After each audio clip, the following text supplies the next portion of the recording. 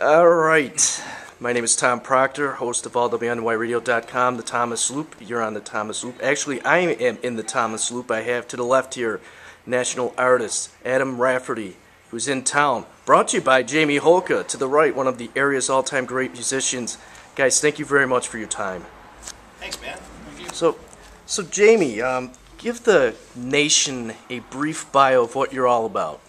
I'm about playing some guitar and avoiding manual labor.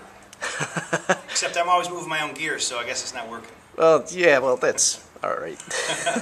No, I mean, I've been a rock guitar player for 25 years, and the last few years have really been more focusing on the solo guitar approach. And this is kind of my first time as a promoter on this show tonight, and bringing Adam in from New York City, coming off a Germany tour, and just hoping for the best and hoping I remember the tunes. By the way, we're in Niagara Falls, New York at the Evening Star Concert Hall, 8810 Niagara Falls Boulevard in Niagara Falls, U.S.A. And Adam, have you seen any part of Niagara Falls at all yet?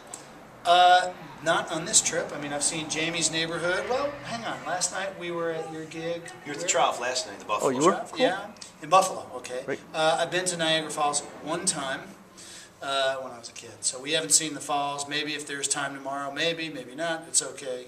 Either way. Adam, what was the trigger point that got you? I mean, Jamie obviously had to pitch something to you to get here. Do you have a connection at all? Only for the love of music. Only for the love of music. Only for the love of music. I made him an offer he couldn't refuse. Yeah, nice. Yeah. Nice. Well, Facebook, hey, I hate to admit it, but hey, it helps like-minded guitar players meet each other. Yeah. And see each other and hear each other play. So that was kind of it, Now, you're currently based out of Brooklyn, New York, correct? Queens, New York now. Queens, New York. And where are you originally from? Manhattan? So you're totally based within the 5 boroughs. Cool. Mm-hmm. Cool. How is the music scene out there? Is there a variety, a dominant type? Is there Oh, it's hard to say. I mean, it's an intense place for musicians. You got the best of the best, creme de la crop.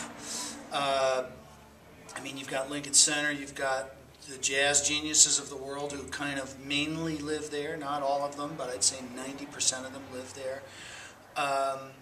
But I've had a lot more success touring than being a local guy. I mean, I did what every local guitar player does, played all the little joints forever, played weddings, taught 1 million little kids how to play guitar, and it all changed about 6 years ago when I started getting serious also about solo guitar and throwing videos up on YouTube, and then I was touring right away, and I'm playing mainly in Germany and Austria. That's my main spot for gigs. There's a lot of interest. It's a great place for solo guitar players to play, and I tour a lot more there than the States. It's just, big cities are great places to get a fire under you, but as far as working in big cities, there's so much going on that it's very hard to advertise and do promo. So people are often astonished when I tell them tours are made up of all the places along the way. Sometimes you want a big city on your schedule to just have it on the schedule, but when I'm playing in Europe, I'm not playing necessarily Berlin, Paris, London. I'm playing Magdeburg, Gütersloh. These are all places in Germany that you might not have heard of. And they're great concerts, and people come out to listen to music.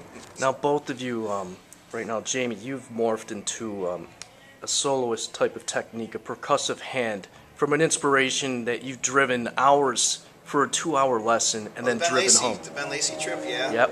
Yeah, it's still kind of hit and miss, unfolding. I mean, again, like Adam says, last 6 years he's been really focusing on solo guitar. For me, it's been about 2 years.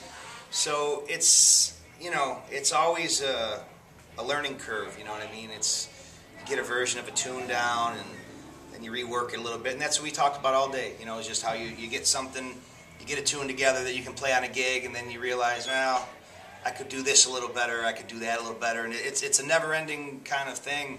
And it's not like any other approach to guitar that I know of. I mean, especially when we're talking about you know, pop tunes or funk tunes or rock tunes that, you know, there's really no existing other version of somebody doing it in some cases. So you got to kind of come up with your own, you know, version of a tune, and then hope that it's, you know, stands the test of time, I guess, you know. Back over to Adam. What is your musical background? Are you schooled or do you have Yeah. Okay.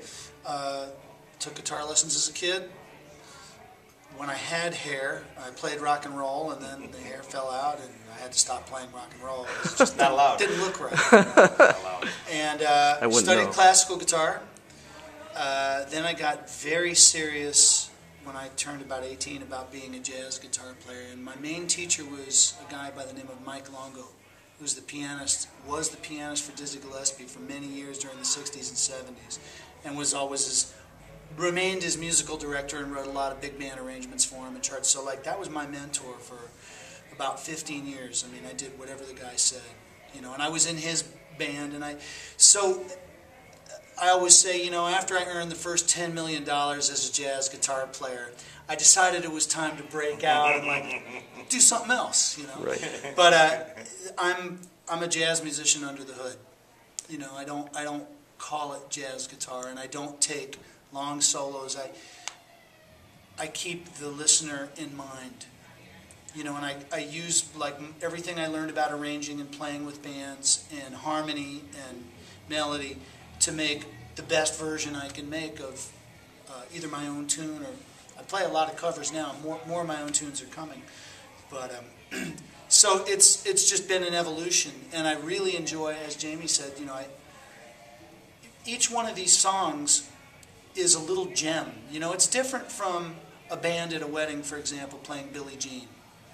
You know, I've crafted this solo guitar version of Billie Jean that kids all over the world are learning. Like it's like one of the world's favorite current versions of Billie Jean. I had no idea that that was going to happen. And I continue when I'm on tour in hotel rooms to say, wow, maybe I can make the bass line just a little funkier, maybe the tempo is not quite right here. And it's a continuous crafting of these things so that hopefully when I or Jamie play one of these solo pieces, it's really something special, the way a classical guitarist would have crafted a piece and practiced it for hours. It's not just, oh, we're in a cocktail bar and somebody puts $20 in the glass and asks for Misty. You know, it's more special because more love and attention has gone into the version. Matter of fact, Jamie and I got to know each other because I had a version of Superstition that became very popular on YouTube, and so a lot of people requested the sheet music. I got licenses, I made DVDs, and Jamie learned my version of it. But what's really cool is because he's a pro, he's playing his version, and I'm going, wow, that's cool. Like he changed certain things, so he's taken the ball and run with it rather than just mimic my version. But that's how it works, you know, and that's how it's worked. You know, we're not playing Nashville thumb picking, but Chet Atkins, he did tunes that people liked, and he had his version of Cannonball Rag and version of Autumn Leaves and a lot of what we think of as jazz standards. He did his own thumb picking versions, and people learned his version. So this is the new version of that. It's not. That's how it unfolds. That's how it unfolds, you know. And I hope I'm not going on too long. A lot of jazz musicians start playing for their imaginary teachers or start playing in a secret language for the other musicians on stage, and they're having like, well, referencing this Coltrane record or referencing this Pat Martino thing or Pat Metheny or whoever. Kind of like a catcher throwing down a curveball sign. And they lose, well, you can't see where we're sitting right now, but the stage is here and the people are here, and the people up here lose their connection to the people here. Got it. And I think that, you know, by taking the skill set that we have and trying to say, well, we don't sing, but hey, here's a Michael Jackson tune crafted beautifully, or here's a Stevie Wonder, or here's a Pink Floyd tune, and people go, man, that's cool. Like they get it. They hear it, and it corresponds to music they already know, and so we're helping say, hey, check out the guitar skills, so you don't have to decipher the music. You know what Another Brick in the Wall is supposed to sound like, but wow, watch this. And like, oh man, look at what he's doing. He's doing the guitar solo and he's playing the bass with the other hand, what he's doing. You know, so, and it just helps build a relationship with an audience, especially because we don't sing, really. We don't, you know, so we've got to communicate in other ways. And part of cover tunes, you know, cover tunes really help. Yeah. You know.